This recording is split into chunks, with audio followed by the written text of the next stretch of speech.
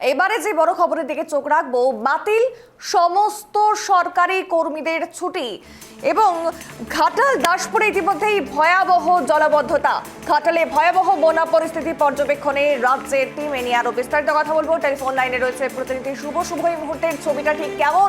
রাজ্যের টিম গিয়ে সেখানে কি বলছে, কি জানাচ্ছে এই পরিস্থিতি দেখে?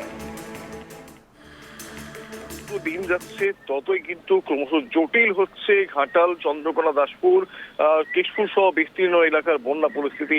আর সেই পরিস্থিতি পর্যবেক্ষণ করে জরুরি নির্দেশ দিতে এলেন রাজ্য একটি বিশেষ টিম। সেই দলে প্রতিনিধিত্ব করলেন রাজ্যের সেচ মন্ত্রী মানস ভূঁইয়া, পিএইচই দপ্তরের সচিব সুরেন্দ্র গুপ্তা সহ একাধিক আধিকারিকগণ, এবং এর সঙ্গে ছিলেন পশ্চিম মেদিনীপুর জেলা শাসক খোরশেদ আলী কাদরি, পুলিশ সুপার ধৃতিমান সরকার সহ একটি গুরুত্বপূর্ণ টিম, যারা এসে একাধিক নির্দেশিকা জারি করলেন। এবং তার মধ্যে সবচেয়ে উল্লেখযোগ্য, সমস্ত ছুটি বাতিল করা হলো সরকারি কর্মচারীদের। প্রতিটি দপ্তরের কর্মচারীদের স্ট্যান্ড বাই মোডে রাখা হলো, বাতিল করা হয়েছে চিকিৎসা সংক্রান্ত যে বিভাগ, সেই বিভাগের সমস্ত কর্মীদের, চিকিৎসক থেকে শুরু করে নার্স সকলে। পশ্চিম মেদিনীপুর জেলার বিভিন্ন হাসপাতাল থেকে ডাক্তারদেরকে পোস্টিং করা হচ্ছে ঘাটাল হাসপাতালে। যারা স্বল্প উদ্ধারকারী দল মাস্টার প্ল্যান সম্পর্কে কিছু বলতে শোনা গিয়েছে এই পরিস্থিতি দেখে, কারণ আর কতদিন এরকম ভাবে চলতে থাকবে? দেখো বিনন্দা, একেবারে সঙ্গত একটি প্রশ্ন তুমি করেছো। ঘাটাল মাস্টার প্ল্যান নিয়ে এবারে একাধিকবার প্রশ্ন উঠেছে বিরোধী দল থেকে শুরু করে ঘাটালের স্থানীয় বাসিন্দাদের। কিন্তু রাজ্য সরকারের তরফে যেটা জানানো হয়েছে, দীর্ঘদিন ধরে এই দাবি উঠে আসছিল, কিন্তু কোনো সরকার এই দাবিকে গুরুত্ব দেয়নি।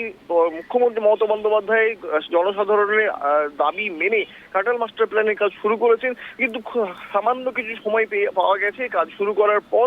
তারপরেই চলে আসে একের পর একের বন্যা। চলতি মাসে এই নিয়ে তিনবার বন্যার সম্মুখীন হতে হবে। কিরকম এই মুহূর্তে ছবিটা ঠিক কিরকম শুভ? দেখো, জলস্তর ক্রমশই বাড়ছে। প্রশাসন সূত্রে জানানো যাচ্ছে যে বেশ কয়েকটি নদীর জলস্তর বিপদ সীমার উপর দিয়ে বইছে। যে গেটগুলি, লক গেটগুলি করা হয়েছিল, সেগুলো কিন্তু যথেষ্ট আশঙ্কাজনক অবস্থায় রয়েছে। অর্থাৎ যদি এই পরিস্থিতি চলতে থাকে, তাহলে হয়তো আরো বড় বিপর্যয়ের মুখে পড়তে হবে পশ্চিম মেদিনীপুর জেলার বিস্তীর্ণ অংশকে। অভিনন্দন। একদমই, অসংখ্য ধন্যবাদ শুভ সঙ্গে থাকার জন্য।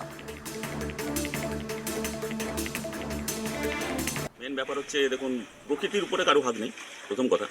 এবার প্রকৃতি যেরকমভাবে করছে, আবার সেই প্রকৃতিকে কেউ দোষও দিচ্ছে, আবার কেউ বলছে ইচ্ছাকৃত ড্যাম থেকে জল ছাড়া হচ্ছে। আমি এই ব্যাপারটাই ঠিক না মন্তব্য করাই ভালো।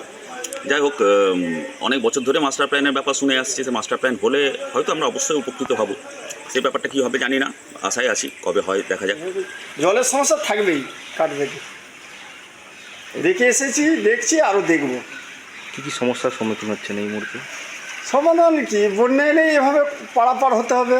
হ্যাঁ, সরকারি নৌকা দেওয়ার মধ্যে এখনও তো সেই অবস্থা জল হয়নি, কেন সরকারি নৌকা দেয়, এই তো পেরিয়ে আসতে হচ্ছে। তারপরে এইসব জিনিসপত্র সব আগুন, বাজার হাট, সব জিনিসের দাম মানে আগুন, মানে ধরাছোঁয়ার বাইরে।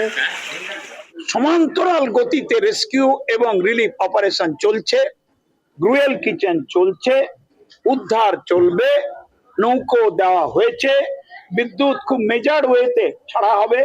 কেন, যদি ঝুলে থাকে আর জল ছুঁয়ে যায়, গ্রামের লোকগুলো তো মুশকিলে পড়ে যাবে।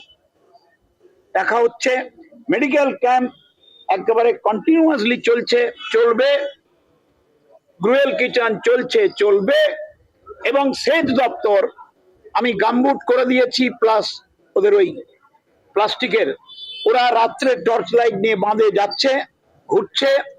ইতিমধ্যেই 5টা স্লুইস গেট ঘাটাল মাস্টার প্ল্যানের প্রায় 90% কমপ্লিট। রূপনারায়ণের নদীর ধাক্কাকে সামাল দিয়ে, প্লাস আমরা অন্যান্য জায়গাগুলো মাপামাপি চলছে। ঈশ্বরের কাছে প্রার্থনা করি, উপরওয়ালার কাছে প্রার্থনা করি, বৃষ্টির জলটা যদি একটু থামে, জলটা গড়িয়ে নিচে নামবে। রূপনারায়ণ ফুলে উঠেছে, একটু কমে গেলে আরো ড্রেন আউট হবে।